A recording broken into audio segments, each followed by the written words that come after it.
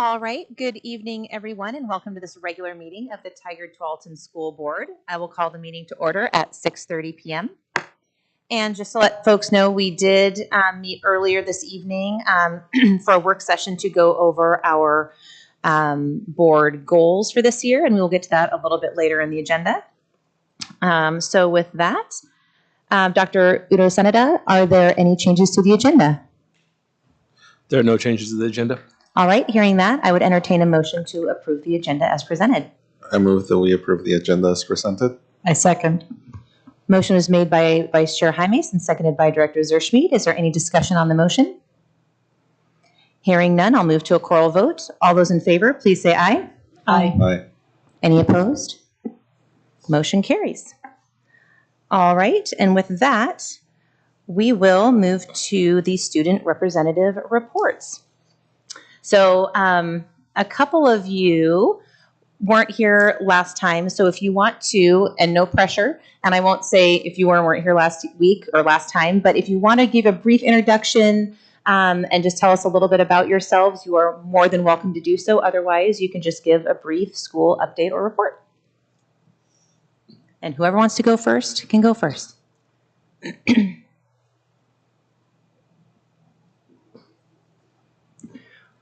At Tualatin, there's not a whole lot to report on because we still haven't officially had our first day yet, but seniors can officially pick up their parking passes starting today. Juniors that have parking spots will be able to do that later on this week. For sports, boys soccer has their jamboree on Thursday and football has theirs on Friday. Girls soccer does not have a jamboree this year, but they open their season against Wilsonville on September 5th. Fantastic. Soccer? Yeah, they do. Hi, I'm Sky. I'm the other Tualatin rep. I'm also going to be a senior this year like Jamie. I just wanted to add on to what Jamie said. I'm pretty sure that girls soccer does have a jamboree on Thursday.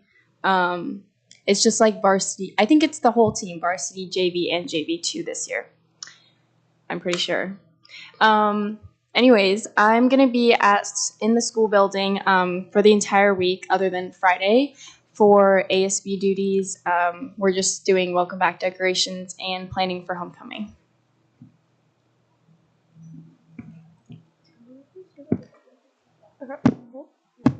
So at Tigard, we have the Tigard Football Jamboree on August 29th at the football fields. All teams will be playing. Freshmen's kickoff is at 5, JV is at 6:30, and varsity is at 8. There is also a Tigard Bowl happening this weekend on the 24th, I believe, from 6 to 9. I'm the other Tigard High School student representative, and what's going on is we have Ready, Set, Roar on August 27th, which will include like picture day and then club brushes. This will be from 9 to 12, and then a little break, and then it'll be from 4 to 8. It's our back to school night, but we call it Ready, Set, Roar. And then you can only meet your teachers during the 5 to 8 p.m. space. So yeah, and then schedule should be out by then as well. And then there's going to be a thespian summer camp for our incoming freshmen, which is from August 28th to the 29th. It's from 10 a.m. to 1 p.m. It'll be in the Deb Fennell Auditorium. And what this is we show freshmen how theater works, like auditioning works, and how we do our shows, and then also how we get sponsorships and we get our money and stuff. So that's what's going on at Tigard. That's wonderful. How are we feeling about coming back to school? Yay? Sort of yay? A little bit, okay.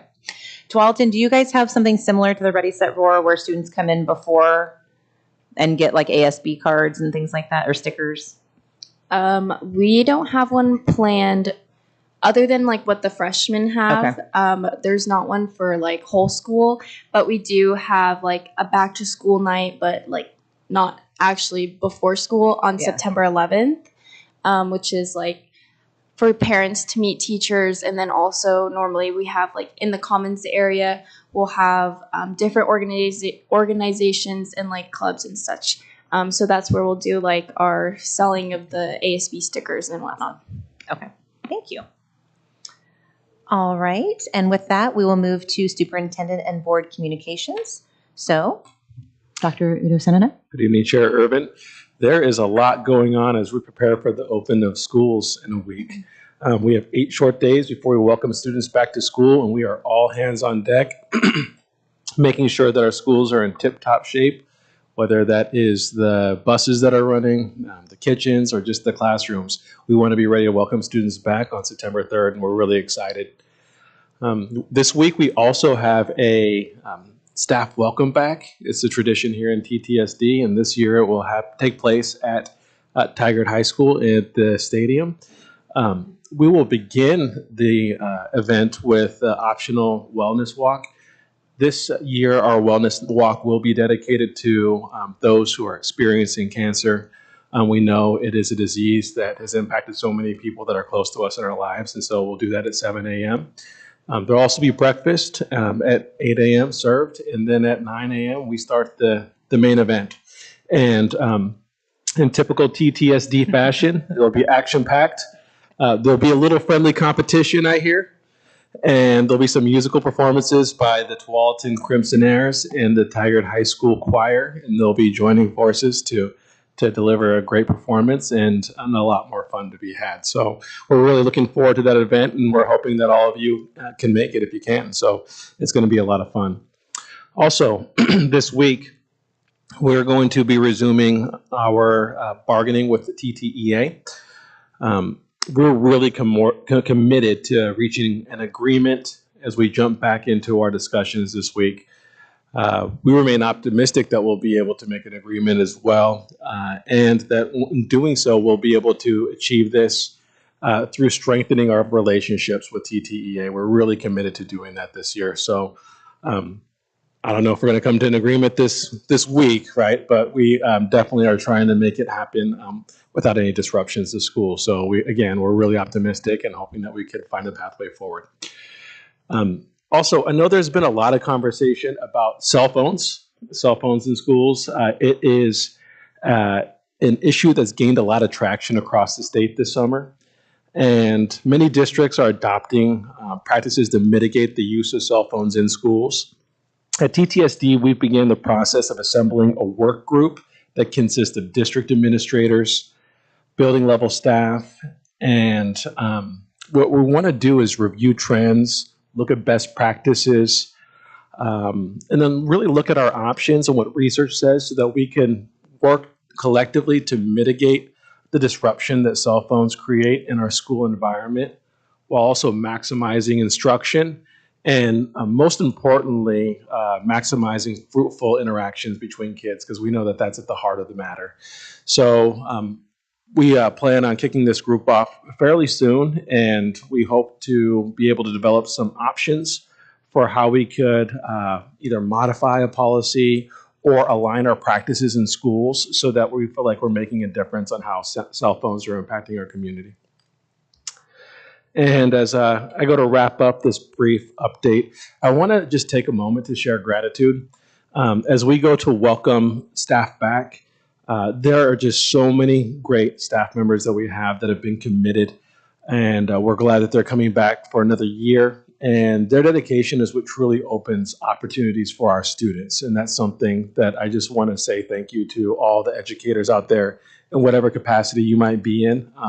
Our students are very fortunate to have you. And I also want to thank the Foundation for Tigard-Tualatin Schools. They've been instrumental in making sure that students' needs are met through fundraisers, back-to-school events, and organizing on behalf of our schools. So we're also thankful for our partnership with them, and our students are lucky to have such a committed community to ensure that they have options when they're done with school. And that's it for my updates. Wonderful, thank you. Board members, anyone want to go first with updates or communication? Vice Chair? I don't have much to update on, but I do want to say thank you to all the teachers and staff and everybody that is coming back this week and getting to the heart of the things of planning your year, redoing your classroom. All of that is good stuff for all of our students and all of the learning that happens prior to getting back into the classroom, right? All of the trainings that you attend, the nuts and bolts and all those things that you just, that electricity of beginning the new year. And it's great. And I'm sorry that I won't be able to attend on Wednesday, but, luckily I have a job. Oh, no, wait. So, it's great that TTSD does this, gathering of everybody, of all the employees, so that we could all, so that you can all just kind of get that energy and that feeling of, just being together and that camaraderie of starting that new year. And I know that I think was it last year when you guys did the mascots and all of that, right? Yeah. So that's what my daughter was telling me, because she's on the cheer team. So she's like, yeah, we did the mascots and it was great. So I wonder what you guys are going to do this year. So hopefully something just as good. But and then on Friday, going to an event for the Oregon Association of Latino Administrators. I think you're probably going to be there. So I'll fill you guys in after that. Any other? Dr. Weston? Thank you. So I want to start off, I'm really excited that school's going to be starting again soon. I'm excited for all the connections and learning that we're going to be having this year. I also want to mention that I really appreciate the discussion we had during our work session talking about board goals, including continuing to review outcomes and revise policies as needed, talking about focusing on classroom environments that can be really conducive to learning and positive connections, and also building good, solid relationships with our community and staff, and a lot of other great ideas and discussion.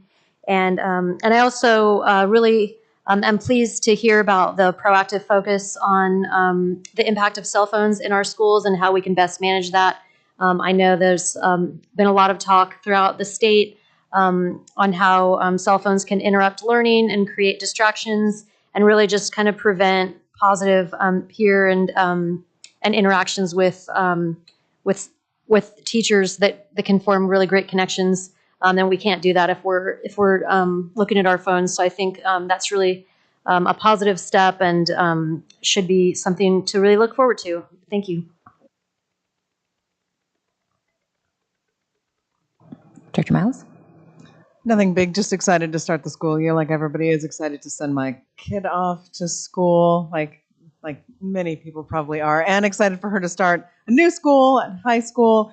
Thank you, like other folks have said, to all the teachers, staff, all the staff who have worked so hard to get the school up and running, all schools up and running. Very excited, as Director Weston said, that we started our meeting off today with a work session to really talk about what is the board's role in digging into what a successful year looks like, and that we get to start that work. Thank you to our student reps for being here tonight and for being excited about your new year too, and just excited to get going for the new year. And thank you, Superintendent, as well, for your hard work. I'll just echo, I'm super excited at the start of the school year. It's going to be fun. I can't wait to be there the first day of school and watch the kids coming into the building for the first time. It's always really, I try to schedule my day so that I can get to like 3 or 4 different schools and then see all the kids in the morning, and then what do they look like when they're getting on the buses in the afternoon. And it's really interesting to see how tired they are by the end of that first day. It's amazing. But it's a really exciting time, and I'm looking forward to it. Yeah, and I don't have a lot to add. I echo what folks already said, especially regarding our work session and the work to be done. And it's been fun to kind of share that gratitude in terms of teachers working, administrators working, cabinet working, really just so much work being done behind the scenes. The end of last year, throughout the summer, already this year. I know one of my kiddos has been in the school already for leadership or for sports or for these different things, and it's already going. Like everything is already starting. And so that takes a lot of commitment from a lot of people. And I know there was a lot of behind the scenes work on the cabinet level and the central office this summer as well. That kind of work never stops. And so I just want to appreciate all of that work as well. And we have a belated birthday to celebrate because you were having adventures and travels and weren't here at the last meeting. So we had Jill's birthday back on July 2nd, And so we have celebratory bundt cakes for you. So happy birthday. A little bit late.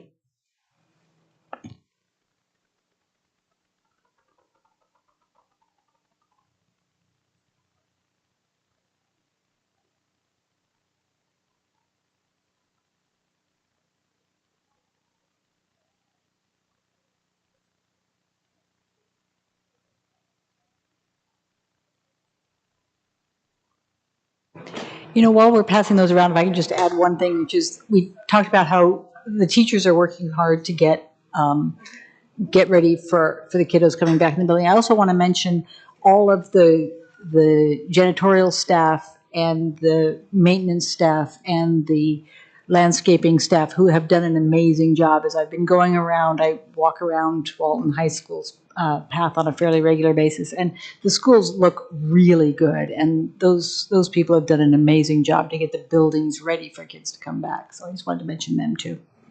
That's great. Thank you. And Patty, I just want to confirm there are no public comments for tonight.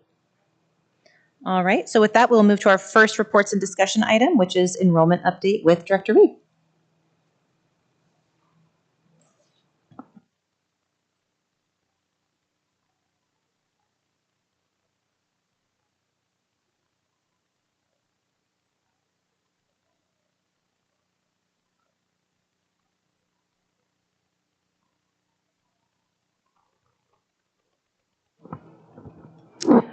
Good evening, student representative, board members, my fantastic cabinet folks, and Dr. Udo Senata. I am here this evening to present an update on enrollment across the district. See if I can adjust this without having to hold it. All right. So if you've had an opportunity to take a look at the spreadsheet for enrollment, you will see that our current enrollment as it stands from the date on the sheet is that we are at 11,042 students across the district. We are projected, based on the demographer's report, for approximately 11,153 students. So that puts us a little bit under. And it's no surprise to us that, across the district, we are seeing that drop in enrollment. But we are seeing a steady increases in some places, in which is resulting in us having to provide further FTE in order to address the needs at the schools. Also on the document I included, you see the enrollment report from last year to this year so that you can look at comparisons as we go along. First thing I want to talk about is our elementary staffing ranges. And so as a reminder, because I know that last year we did the report around class sizes in elementary, and there is a range in which the district uses for K-5 classes. So for kindergarten, the range is from 19 to 25, first grade 22 to 28, second grade 23 to 29, third grade 24 to 30, fourth grade 25 to 31, fifth grade 26 to 32. So those are the ranges that we are optimal, what we're looking for when it comes to staffing at this time. Since August and weekly, the principals have been updating in elementary staffing sheets. The directors have been meeting with the principals, and also at the secondary level, the director has been meeting and checking in on any needs. This past Friday, we have addressed the following areas. ARE received an additional FTE to address the hotspots between second and third grade. Metzger received an FTE to address the hotspots in their neighborhood side of their programming for fourth and fifth grade. And Tualatin Elementary received an FTE to address the hotspots in second and third grade. Okay. At the secondary level, there are some needs around high school and electives and graduation requirements at Tualatin High School. So additional FTE was given for CTE, and also a science section was needed to make sure students had those course needs filled. and reduce those class sizes because they were really high. Hazelbrook received 0.33 FTE in health. So it's about 2 sections of classes, again, really large sizes in health, and students need that piece. And then Creekside, due to the increase in ELD, received some FTE to address those pieces. So, overall, in this last 3 weeks, we have released about 3 FTE to support the needs out in the building, and we will continue to monitor those pieces. We are watching first grade at Durham Elementary. And overall, sixth grade at Tualatin has seen an increase. As you can see, it's one of our largest middle school, and it continues to grow. But there's also students, there's a lot of moving around. So we're watching that sixth grade group because there may be a need for an additional, or at least a 0.5 for Tualatin in sixth grade. So that concludes my enrollment report. Any questions?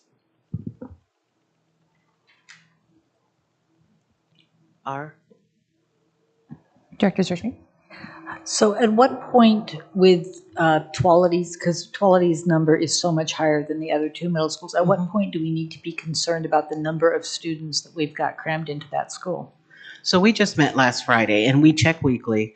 The principal is feeling pretty solid that they have what they need, but if they get any more, and I think that any more is about 15 additional students, and that's when it's likely we're going to have to provide additional FTE towards their needs. So there is a number that is being monitored for, and so we're just going to continue to monitor for that, and she will let us know. But the building itself can handle the number of students? That's the other piece. Yes. So you're asking about like classrooms. So that's the other piece, is the classroom size, and will we have to do some creative solutions? Yes. Okay. But as far as an additional classroom, there isn't. It will be something of like plugging into classrooms when there isn't a class in there, so when somebody's on their prep. But right now, that's why it's a wait and see. Okay, thank you.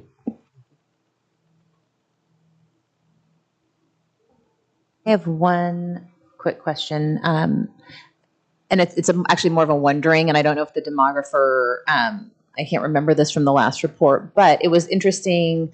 I was just kind of looking at, which areas are seeing growth and which were a little lower or whatnot. And I'm curious to know, because our pre-K is continuing to rise, because we get more classes, we get more grants. And so it seems then, I guess I wonder if there's going to be a correlation to, because I know kindergarten has dropped a little bit over the last couple of years, to see that come back up again because we are investing in those pre-K programs, and if the demographer's report sort of says anything about that, or if there's been a discussion around like, oh, I bet in the next 2 to 3 years, those kinder numbers will be a bit closer to where they have been previously because we fostered these programs in our district. Does that make sense? So good question. And I had recently reviewed the demographer's report just to see like what the trend is.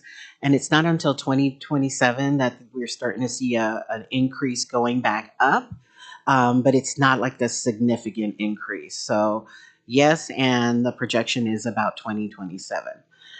When you brought up the kinder, I forgot to also note is that, Byram-Tualatin size seems to be one of the areas that tends to be hit. And so Byram, we're going to have to collapse a kinder. We're allocating the FTE somewhere else because there's the need. But that particular group is going to go down to 2 classes, just it's not filling as quickly. Okay. Thank you. Thank you. Any other questions, comments? All right. Thank you so much.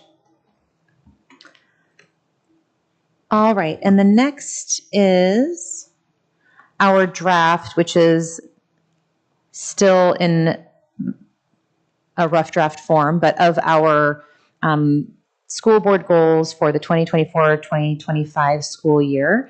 And so I have made most of the changes that we talked about in terms of sort of what things we can collapse or condense, adding some goals, particularly around community engagement and how we can use our role on the board for legislative advocacy, and a couple other areas. So take a look, and certainly I'll the one thing I'll commit to doing, which I just didn't have time to do during our half-hour break, was I will put that into a more readable form so that it's clear which action items go with which numbered goal.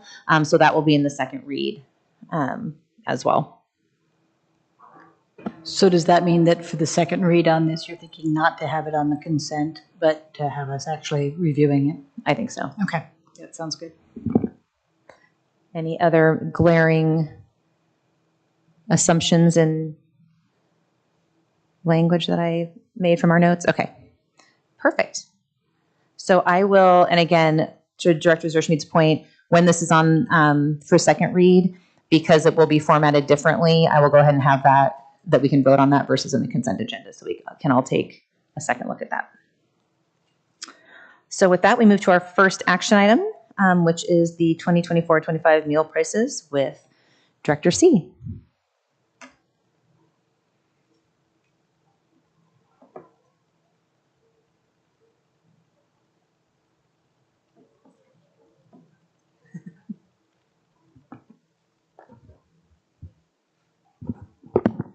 Good evening. Jarvis Gomez is joining me today, and I did it. Got the mic to go. Thank you, Len. All right, so the first action item relates to the board's approval of the annual meal and milk prices. And the district was really excited to qualify and extend free lunch for all students district-wide. So we might be wondering, why are we approving meal and milk prices? Well, the provisions of free breakfast and lunch cover the first qualified breakfast or lunch, which includes all of the required meal components. So if we were in a rare circumstance where a student refused required meal components or wanted a second serving or just wanted to purchase milk, USDA requirements require the food sponsor to establish a menu price that is approved by the board of directors. Accordingly, Kim, with our student nutrition department, prepared the explanatory memo and has included the following proposed prices. Elementary school lunch being $4.50, middle school and high school lunches will be $4.75, and adult lunch will be $6. The a la carte milk will be $1, and then a la carte prices will be posted to break even, which is roughly 2.5 times the cost of raw food components. For breakfast, if a second or third meal were served, that would cost $3 at the elementary school. The middle and high school breakfast will be $3.50, and adult breakfast will be $4.50. Are there any questions about meal prices or the memo? Any questions? So much for needing a quarter for milk, right? Well, so actually, the $1 for milk kind of surprised me. And I was thinking, that seems really high. But then I went and I looked at the grocery store, because I never buy small things of milk, right? And a pint of milk at the grocery store is $1.89. So $1 for a half pint is actually not that far off, which surprised the heck out of me. But since the milk is essentially free for any student who takes the lunch, it makes me feel a whole lot better about it. Yeah. Yes. A couple questions about milk. So is it still required that there not be whole milk, or is that allowed now? That's a good question. We just provide the two chocolate and white milk at the, I want to say 2%, maybe 1%, I can't remember.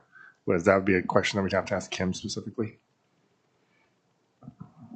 Okay, and then I think it's a federal requirement that it be cow milk, not like plant-based milk. Is that right? Yes. So we don't have any control over that. All right, thank you. Okay, we'll move on to the next action item, also related to food service. So the district. We'll vote on that one first. Yeah. So if there aren't any other questions, we'll. I move to approve the meal and milk prices for the 2024-2025 school year as presented. I second. Motion is made by Vice Chair Jaimes and seconded by Director Zerschmidt. Is there any discussion on the motion? Hearing none, I'll move to a choral vote. All those in favor, please say aye. Aye. Aye. All opposed? Motion carries. Thank you. Sorry about that. Our second action item is related to nutrition services bid rollover. So in prior years, the district, either in a statewide cooperative or with neighboring districts, has completed the RFP process to secure pricing and vendor relationships with our major providers for bakery products, milk and dairy products, food and supply products, as well as produce. The summary memo gave an estimate or prior year estimate of expenditures and is requesting a 1-year extension for each contract. So specifically for bakery products, that would be renewing a 1-year agreement with Goody Man Distributing. For milk and dairy products, it would be requesting a 1-year extension with Spring Valley Dairy. For food and supply, the district's requesting a 1-year extension with Cisco Portland. And finally, for produce products, a 1-year extension with Caruso Produce. Any questions? I move to approve extensions for the Spring Valley Dairy, Goody Man Distributing, Cisco, Portland, and Caruso Produce contracts as presented. Second. Motion is made by Director Zerschmied and seconded by Vice Chair Jaimes. Is there any discussion on the motion? Hearing none, I'll move to a call vote. All those in favor, please say aye. Aye. Aye. Any opposed? Motion carries. Thank you so much. All right, and just for the community to know, the board had decided in our work session also, just for the time being, to sort of suspend that end of meeting board reflection time and then use it if needed. So with that, I will adjourn this meeting at 7:02 p.m.